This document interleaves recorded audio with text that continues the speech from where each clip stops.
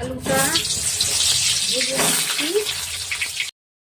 সাহা জিরে, সাহা মরিচ, একটা বড় এলাচ আর জিরে, আস্ত জিরে আর দারচিনি, লবঙ্গ, এলাচ, দুটো শুকনো লঙ্কা, তেজপাতা এর মধ্যে দিয়ে দিলাম।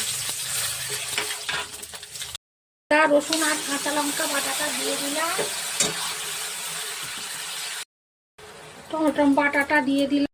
ম্যারিনেট করে রেখেছিলাম এগুলো দিয়ে দিলাম এর মধ্যে।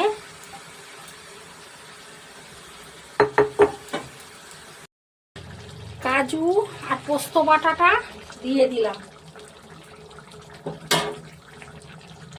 অল্প করে একটু মিষ্টিটা দিলাম। ওটা হয়ে গেছে। এবার প্রেসারের মধ্যে দিয়ে মশলার গুঁড়োটা দিয়ে দিলাম।